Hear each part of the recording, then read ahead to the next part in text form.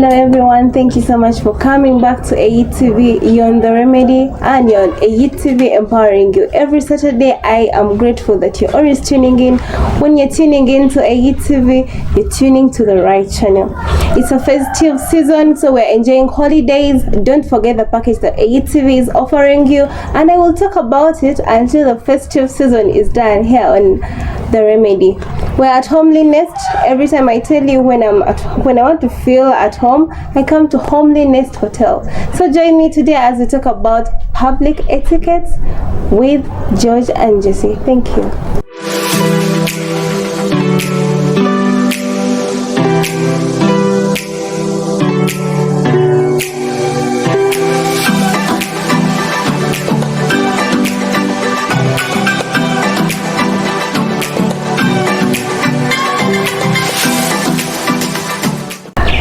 Welcome back. Thank you so much for watching The Remedy. Whenever you come, I'm telling you, you're on the right channel, and today we're talking about public etiquette. We have lived in this world that revolves every time.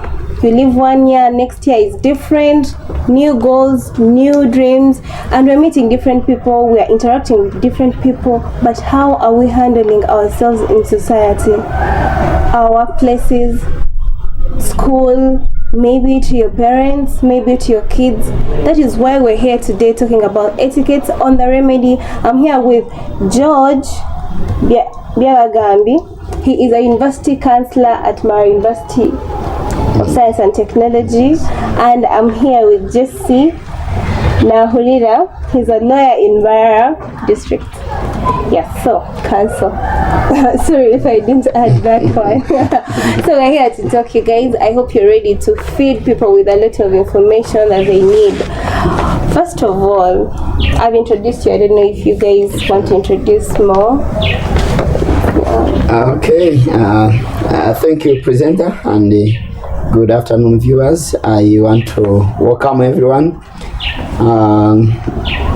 George Byaragambi, my name is, and counseling psychologist, but also working as a university counselor in the office of the Dean of Students at MUST. And you want to welcome everyone for being with us in this part of the program. Thank you. Jesse, you have a word? My name is Jesse Nahurira, as she alluded earlier on. Counsel Jesse Nahurira as a lawyer in town. So if you have any legal issues, you can go through AET and you can get in touch with me. Okay, so please don't get stuck. So when someone talks about etiquette itself, because someone might be there watching us but they don't know what it means, what can you tell, what comes to your mind when someone asks about public etiquette? Thank you, moderator. Usually when we talk about the etiquette, we are looking at the basic manners that someone would be having to work with. Okay. And the more you handle that very well, you're handling your life very well. Okay. The more you mess out with that, you are messing your life. Yes. That is very true. Just you have a different view or... Etiquette can be put down to the conduct with which people work with in life, be it at work, be it at home, be it in a party like that. So if you lack etiquette, they usually they said etiquette is what differentiates people from animals, since we are animals, that you differentiate people from animals. That is why I think in villages sometimes when mothers are busy, their kids have done something wrong, it's, why are you becoming an animal? Yes, like that means you have done something wrong. So do you believe, as a counselor, I'm sure that you have talked to different students, you have met different people, even if they're not students. Do you believe that etiquette, good etiquette, like you well behaved, you take yourself well, do you think it builds confidence in someone? Yeah, in most cases, with the right etiquette in the public, it builds confidence, because you can lie to others, but you cannot lie yourself. So that means when you have the right etiquette, you are ready to confront every challenge, to confront the friends, to confront the public, because you have the right etiquette. You don't regret. Are you aware that there are people who normally speak out things or do certain things and then regret later? Just because of the poor etiquette, the way you have approached someone, the way you have replied to certain situation, then you find all of a sudden you are regretting. So, but the confidence of any individual comes from the right etiquette. You are okay with your heart, what you are communicating to the public, or the way you present yourself, you are okay. That helps you to have that confidence, and also people to approve you that you're the right person. Okay. And about we talked about different, when I was introducing, I talked about the way the world is revolving. Every time someone is moving from a different life to another life, you realize when you start working in a certain place and you want to challenge yourself more, so you want to go to another place. Do you think that there are scenarios that you need to change the way you behave with different people according to where you're going, the different people you're meeting, and what are those scenarios? I will, as somebody who get ready, you're also going to tell us. Who have been on different panels. Let me just give that one, because I sit on a different panels of interviews and all this. But I've seen something very important. You are invited to attend an interview, probably as a project director of a certain company.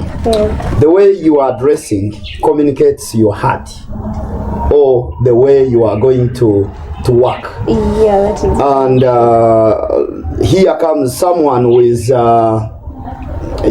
these days we have these trousers which we call damage. I'm sorry to, but for the young generation, it's very, very expensive though. I know they are very expensive. They are good. But if you are invited for an interview and you are putting on those kind of pants, you are going to confront the panel. Be sure that you are likely to fail. Not because you don't have the papers, but be sure you are failing because of the judgment. We normally call it in psychology the prejudice, and I know the lawyers, they also have that. Someone sits and judge you before you speak, and they will look at you and say, this may not make a good director for our company, and you just walk away. But you are bright, you are very smart in head, but you have a challenge of the way you are putting on, and someone makes a prejudice. So the youth and the viewers who are listening should always avoid that. Put on decently, appropriately, depending on where you are going to attend interview or to attend even a social event. It is very important to be aware where you are going. Depending on the different people you're going. Yes. Today I had never seen Jesse before, but I had called him for the show. So when he came, when I reached the gate to welcome him to the hotel, I saw him and I was like, he's the one, because they told me he's a lawyer. He was in in ties and what, so you could definitely tell already that he's a lawyer. So the way you dress, different scenarios, different people, different conduct. You have a scenario, Jesse?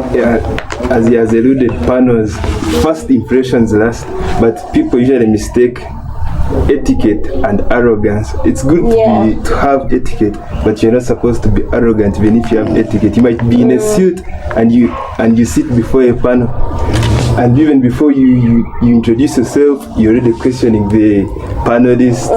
You already have your idea about how things are in the place, like that. So etiquette is good, but make sure it does not exceed to arrogance. That is very true. That is, I think, how you talk to people now. It also matters. If I would appreciate you people talking about, I don't know why I like using you guys. It's okay. I have to respect you. Talking about the communication between employee and employer. How it is supposed to be, to deprive etiquette. It is a challenge to the young generation today.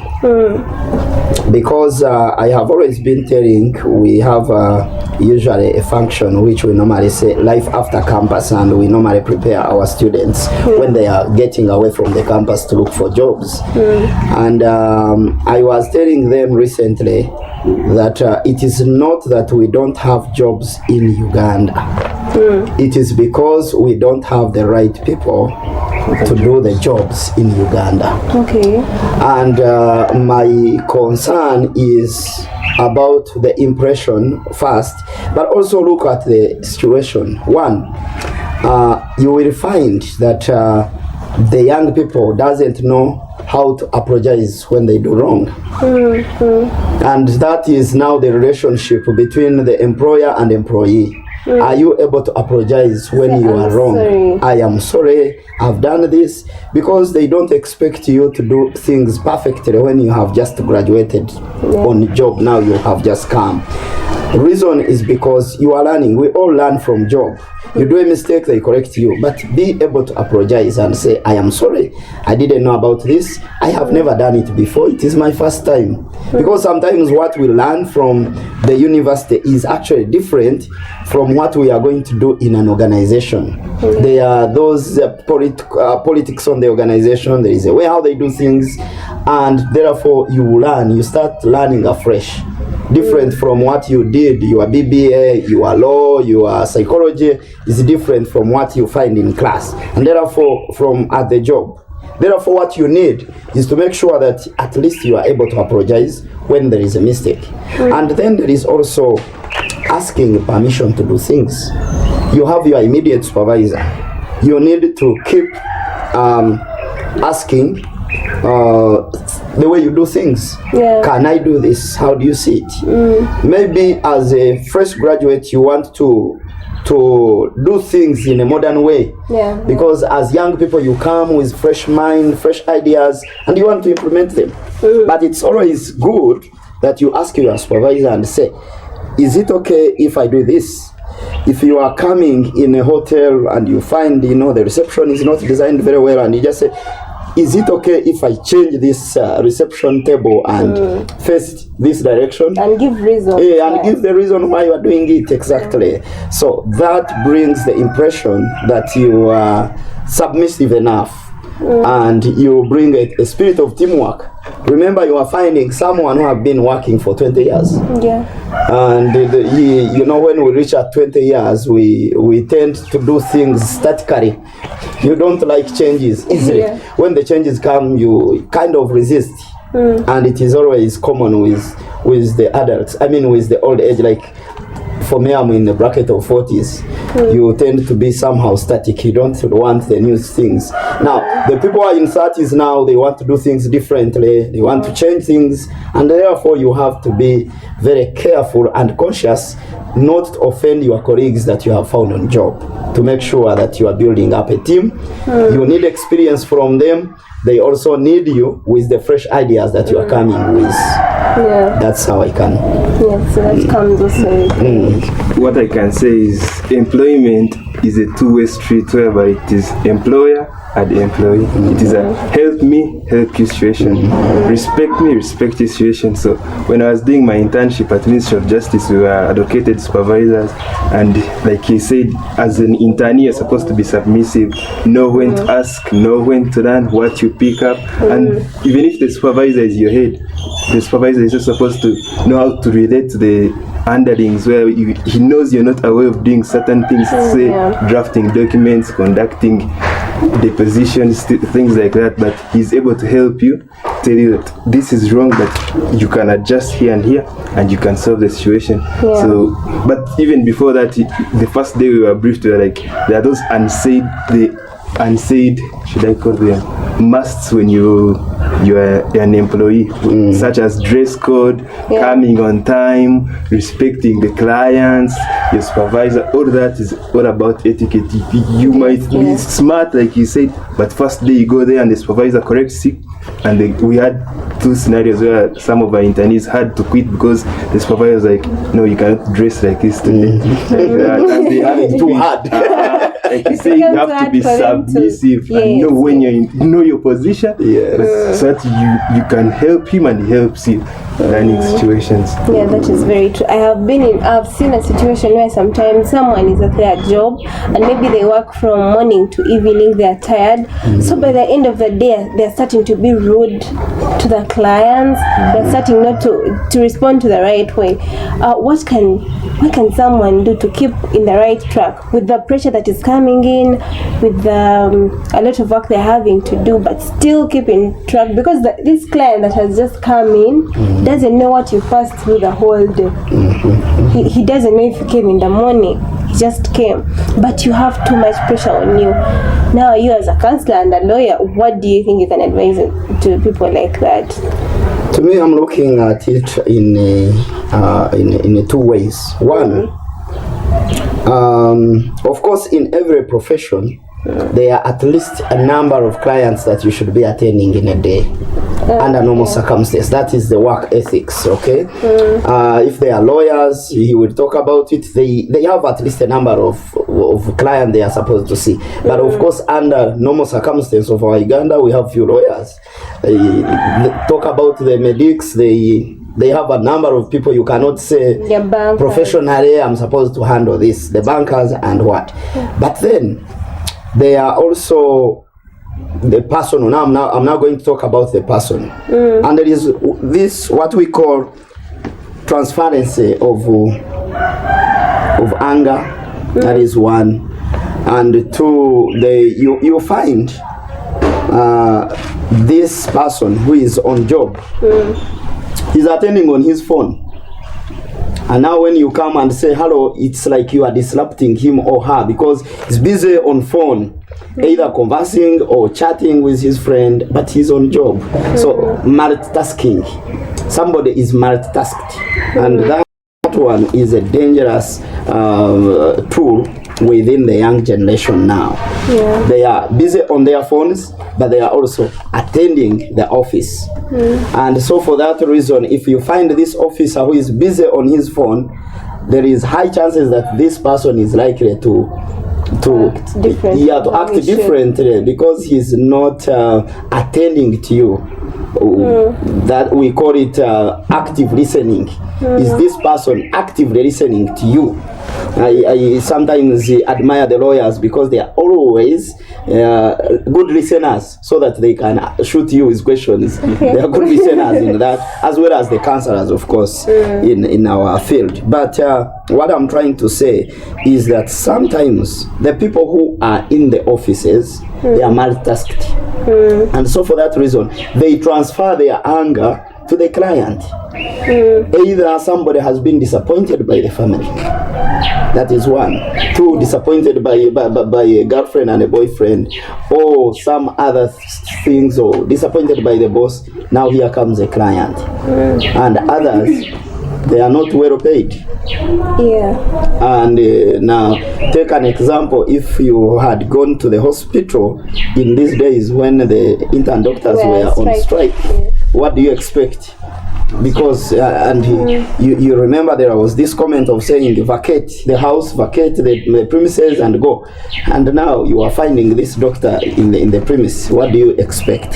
So that is what we call transparency of anger. The anger which was not yours is now turning to be yours. And at the end of the day, you go with a bad name. You just say, doctors, maybe lawyers or counselors or this hotel. But that is not the problem. The problem is the personality issues, and not to calm down and know how to separate the two. Your job, your clients, and the personal issues, to make sure that your personal issues are just on a side, and then you can be a different person. So like you said, you can meet a person and they already have issues. So I usually see companies hire psychologists, like you have them on retainer so that you balance the work, the life, girlfriend issues, financial issues, all those issues, so that when you come to work, you do not just bottle up the anger and release it on the clients. Usually they have psychologists who help them like debrief and calm down every day by day process like that. Because if you do not have such, like you said, transference of anger, you come, you have your problem as a client, then the person who receives you also has their problem, and they end up not helping you, which is not beneficial to either the client or the person working upon you. So even reducing of workload by employers. People are all about making money, but you can reduce the workload you give employers.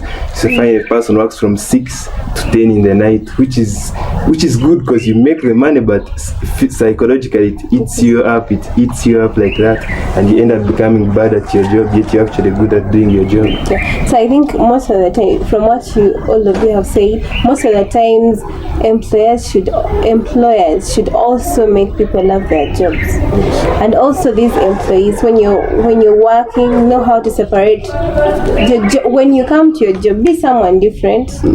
Etiquette, the way you're going to behave to people is not the way you're going to reach home and behave to your wife, to your husband, to your children. It should totally be different, and when you have that in mind, I think it should be easy for you to deal with life and work at the same time. And then also at work, that is why I think some places have days like family day. You tell the employees to bring their family, meet together. They need to feel something different from what they have always been doing every day, so that they can feel appreciated at their jobs. And next time when a client comes, they will feel the difference. Because if someone comes to a certain, let's say a bank, and she's mistreated in a certain way, there are some people who will change immediately. They're like, no, that bank, that's how they are. I think I should shift and go to somewhere. And that is all behavior, that is all etiquette. So if you could allow me, let us go in a very short break. We shall be back. Thank you so much for watching AETV. Thank you so much for watching The Remedy. Don't go anywhere, we're coming back.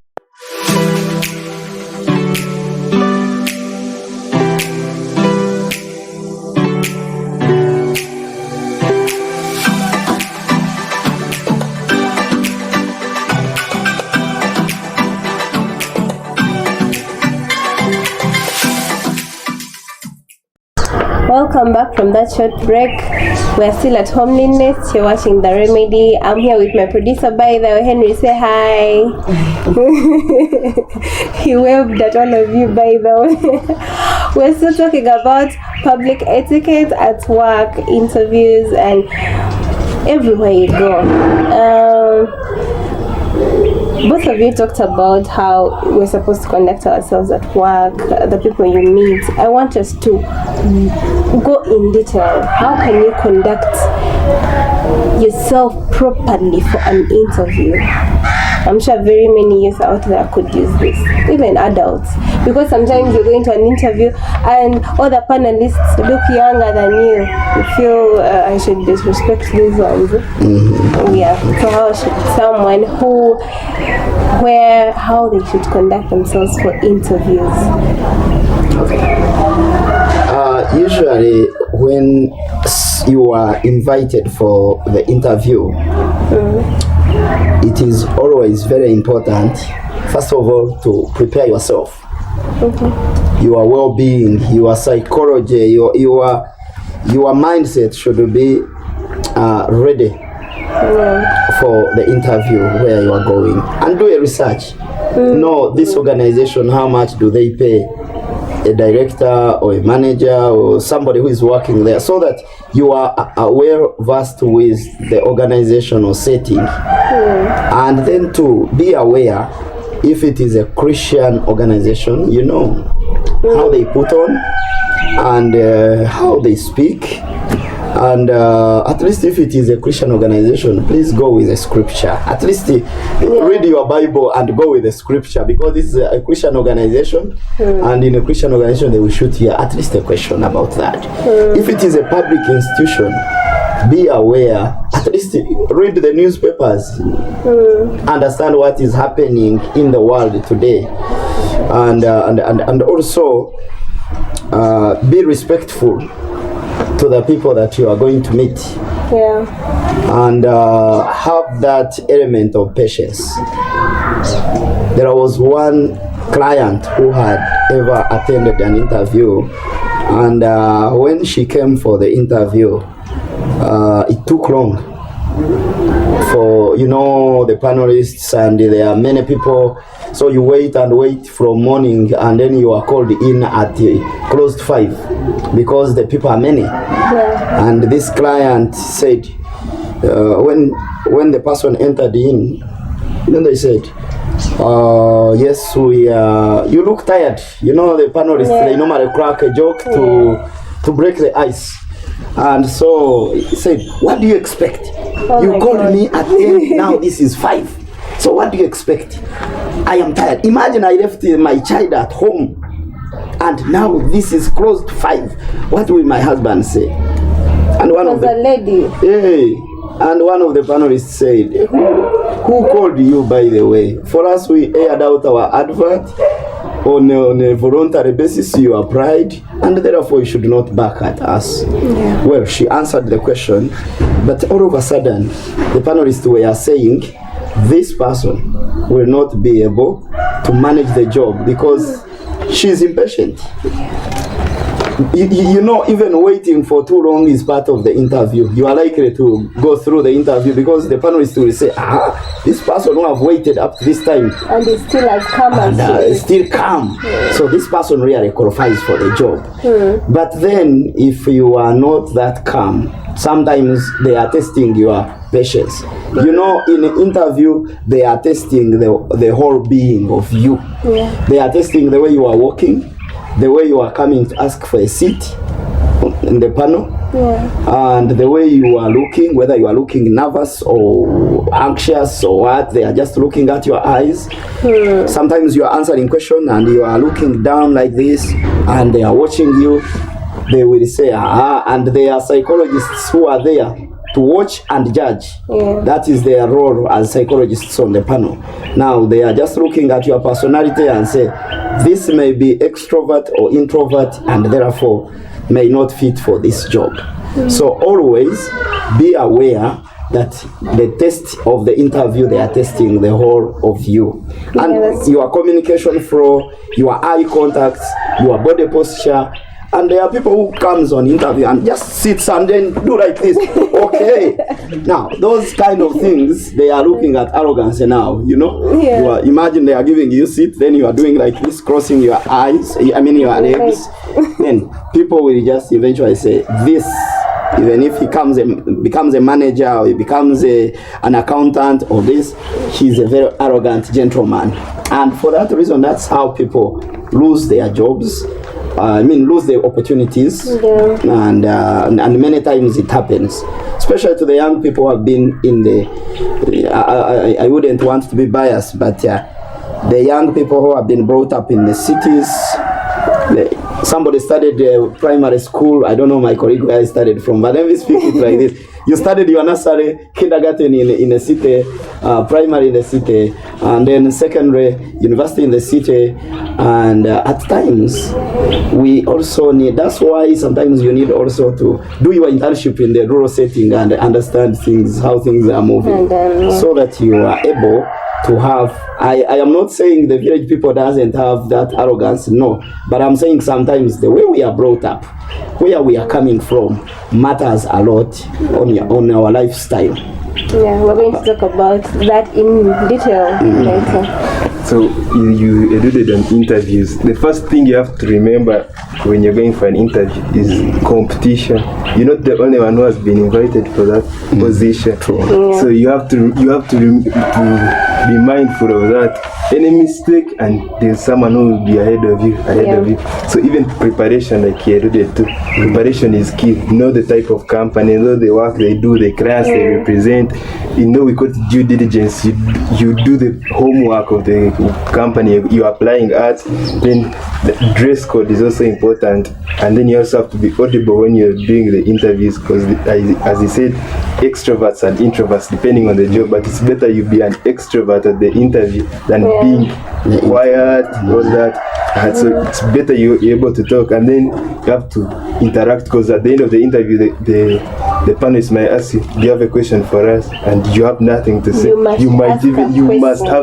must be able to interact. Then be respectful and patient, because there's a time we had gone for a job interview and we were 2 colleagues, and like he said, we were made to wait for several minutes. So when the guy entered, he was like, am I late today? Did you? So the colleague I had was like, yes. And I was like, no, get out of my office.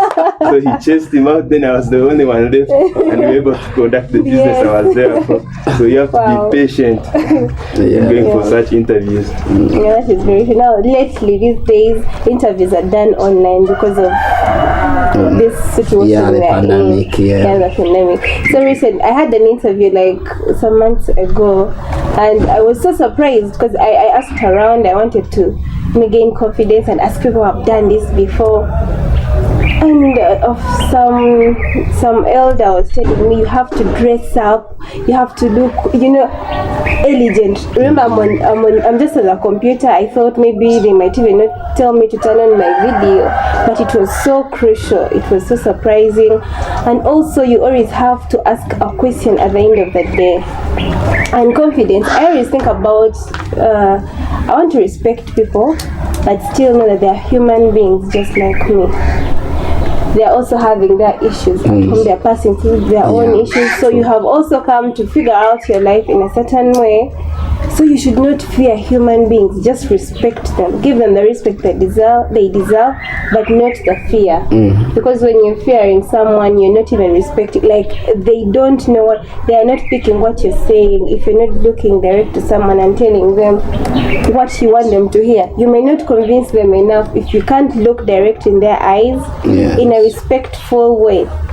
And if you talk about etiquette, I know you both of you are gentlemen, but I know that as a lady, when you go for an interview, please, if it is physical, sit straight. Sit straight and make sure that your shoulders are behind you. Yes, that brings out confidence. It's a tip. Yeah, true. It's a very big tip. True. So, Counselor, you talked about how some of us are brought up. Do you think etiquette are brought to have good behavior, how to conduct yourself in public, everywhere? It's just when you're young, like how you've been brought up, or you can even pick yourself up sometimes? Both, because the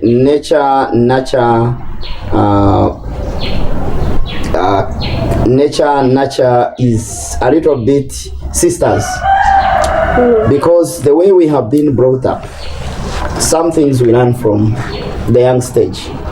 That is when we start learning. And when we are learning, some of the things that we learn, there are do's and don'ts in family. For example, there are this family where they say, when you are eating, no one should speak. You speak with your plate. So no child would speak while eating, because they don't want to see your food in the mouth and all that. And now this person, even when this person is brought up, you will find he has the same. Respecting the elders. We are in the era where respect is a little bit lacking, but it's very important, and that also is the nature. I mean, the nature kind of area. The way you have been brought up. They say, like for me now, we used to have this: when your dad is speaking, you don't speak. You have to listen and listen and listen, and you say yes dad, and that is it. And so respect was the order of the day. Even your uncle can pick you on the street and discipline you. If you are meant to be at school, and there was a time when I was supposed to be at school, and then I had to go and get a jackfruit somewhere, cut it into pieces, and start making money at school. It was a day school now. So I dodged the class, I started selling the jackfruit, and here comes my uncle, find me on the street. I ask, what are you doing? I'm saying, I'm selling the jackfruit. And then he says, what are you supposed to be doing? I'm supposed to be in class. Okay, now go down there. And then I got some, canes, and I went back to class, and he followed me up to class. And when I reached home, I feared to speak that my uncle has slapped me, and I just kept quiet. But at the end of the term, my uncle was ready to check on my report and see how I performed. And then he said, "Didn't I help you?" You see. But now, if you dare to punish your brother's child, you are likely to be sued to court, and the lawyers will get business. Okay, so I think the nature and nurture is very, very important, and it affects someone in human development. And therefore, we behave the way we behave now as a result from the way we from the childhood. So it is very, very important. That is why even the children are delicate creatures. You have to make sure that you are giving them what they need at that stage, because it will reflect at a later stage where you cannot handle and where you shall not be. So that is the reason why we behave the way we are behaving in society, because of the nature controversy that happened at our young stage. Yeah, that is even the way parents are, what you see, they always say that children do what they see, not what they hear most of the time. So the way our parents are conducting themselves, most of the times you may grow up to do the same thing. If your mother is a quarrelsome woman, you might always do that all the time. Or if they are treating people differently, someone comes to pick something and your parents are rude to them, you might just do the same. Yeah, the high chances. So with me, the etiquette is two-way. It could be how you are brought up and the life lessons you went through while growing up. Because you might be, like he alluded, with city-born children where you kindergarten, primary, or in the city. Now, I'm not saying all, but they usually have a sense of entitlement where they know daddy will do this, daddy has done this, or that. Daddy is rich. So they tend not to mind what happens to the rest of us. But then there are these other ones who have had to scratch and crawl to have, so they are comfortable with whatever is in whatever situation they are in. So they are not the same as these ones who are entitled to feeling that they are rich and will not do it. So etiquette can be that way. You brought up this side and you've had to struggle through the other side, but the way you conduct yourself is based on how you are brought up, the life lessons you've learned while growing up. So we should be also careful. Even the kids around us, even if you're not the mother, well, they always say in our language, you have a saying, yes, if you act in a bad way, the society is going to look at where you came from. Where you came from is going to be blamed of the way you're acting right now. But we should also look at, as if you're an adult, you already think, you already know what is the right thing to do. I feel like if you do something and it is offending someone, you should be able to reverse it if you're already an adult, not because your mother treated you a certain way, because you also need some parents who are good but their kids are trouble. So that is also there. I don't know if you people agree with me, but someone was telling me that the adapting to the Western culture is also affecting our etiquette. Yeah, I agree with you in this sense, because now, if someone is looking for the job now and he's invited for interview, and now these days there is this kind of greetings, hi. Hello. Now imagine I'm in office, you are coming for interview and you are just saying hi. Now hi is just a Western culture kind of greeting, but in our culture now it is a disrespect. If you find an officer in office and you want any help and then you are saying hi, I mean a mature person like me will not understand you, will easily misinterpret you. So the Western culture has influenced our culture now. They are just now in fight. They are both operating in one individual, the Western and then our own culture, our African culture now. So they are fighting within us now. So take up an example of you are coming and you want to have you want to get the job in a certain organization, and the dressing code the dressing code of the Western culture may not be the dressing code of our culture. Yeah, especially company. in the company now, and that is influenced by the two cultures now, because probably you have seen what is happening across the globe. You have seen on the net. You have gotten an opportunity to visit probably in those countries, and you see the way they behave, the way they speak, the way they put on. And I mean, in the Western culture, I have traveled, but you find somebody with the shorts in office, yeah. But now here it is completely different. If you put in shorts and your supervisor meets you,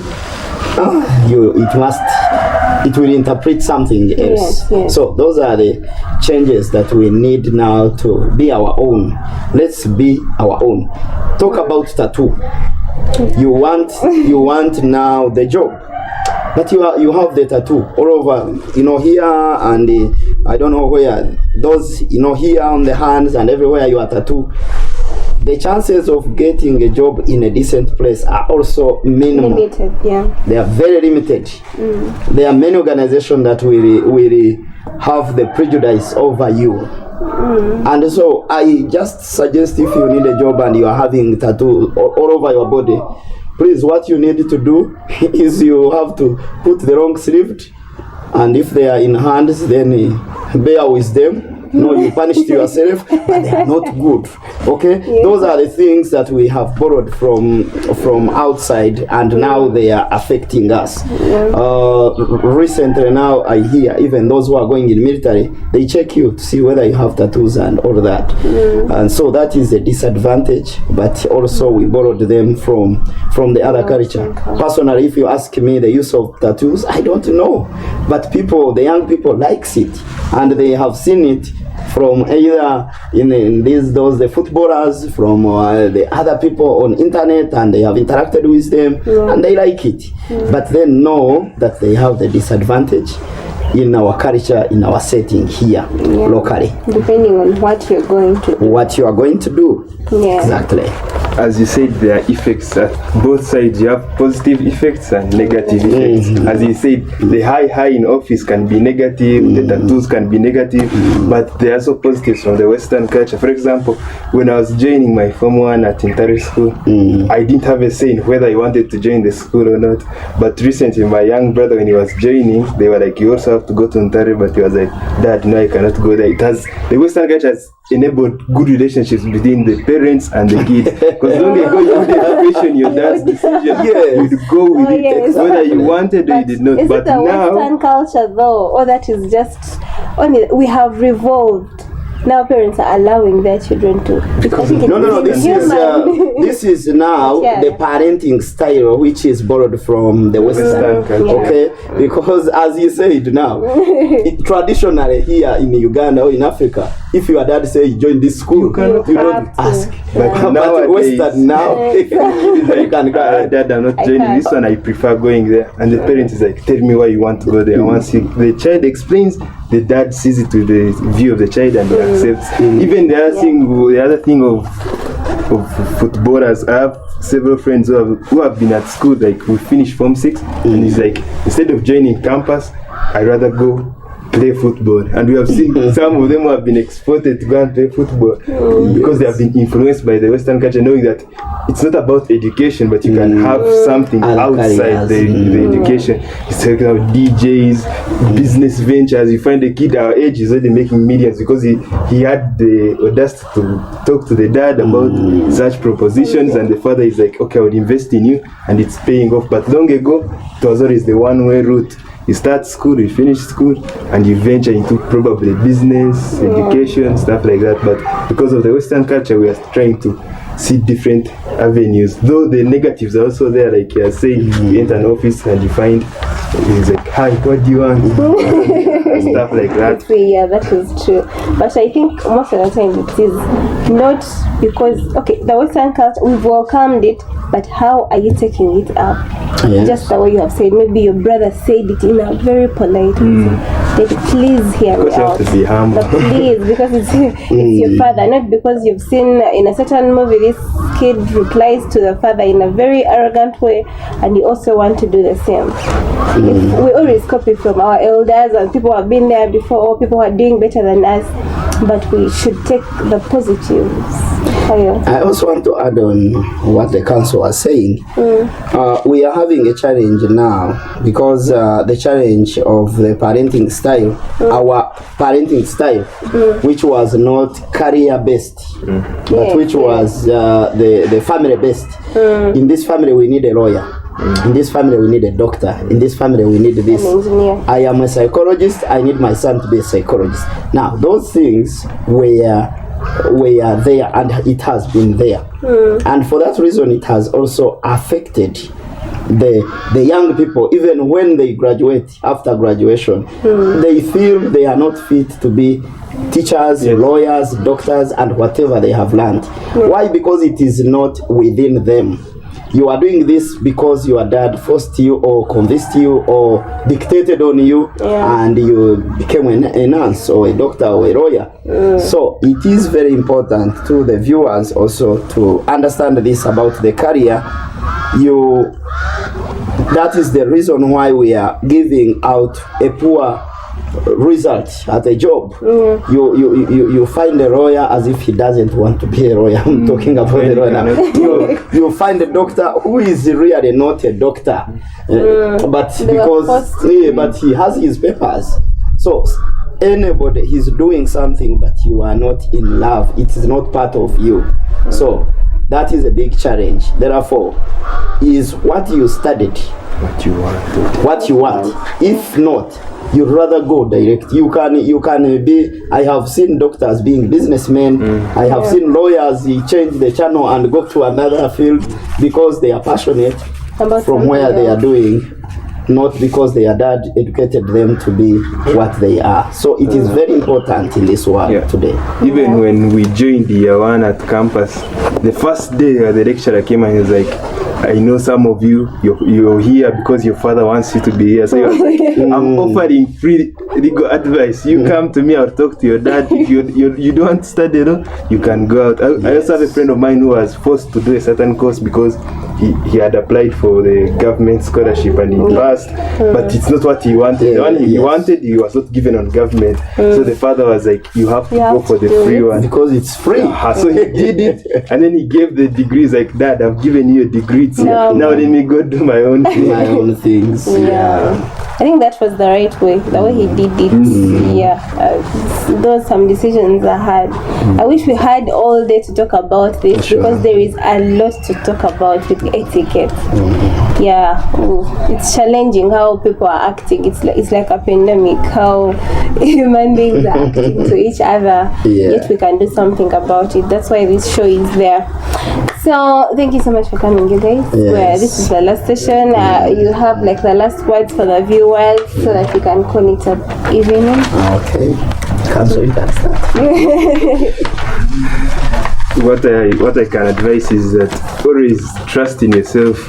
Always know that you're the best at what you do. Though there's always room for learning, that's where etiquette comes in. You're a good lawyer, but he's still your boss. You might have opposing views on how to handle a certain case.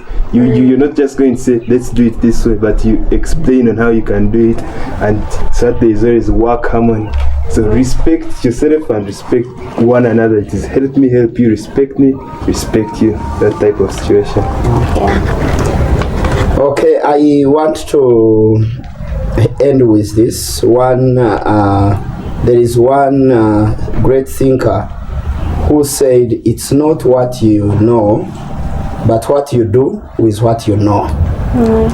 In this sense, it's not about what you studied and how you excelled with your first degree, your first class degree, but it's what you do. So your character matters a lot.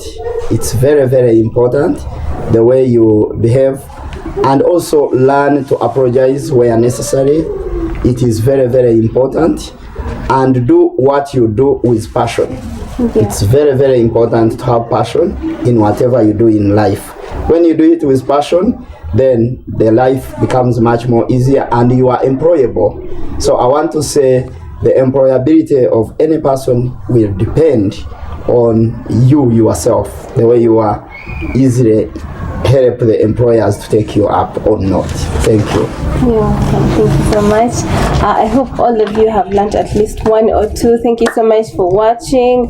We were talking about etiquette. It is a very big thing to talk about because really the way people are acting around each other, sometimes it is without respect and we don't know that it is not okay. Sometimes the way we act is not okay, and this is blamed upon our ancestors, our parents, yet they are innocent for nothing. So even as we grow up, the youth out there, behave also that when you give birth in future, your kids are going to be looked up to, and we're also looking at our elders who expect them to behave in a certain way. Thank you so much for watching. You have been on The Remedy. You have been on AYIT TV, empowering you. Stay tuned. Better programs are coming in. Thank you. You're watching AYIT TV, empowering you.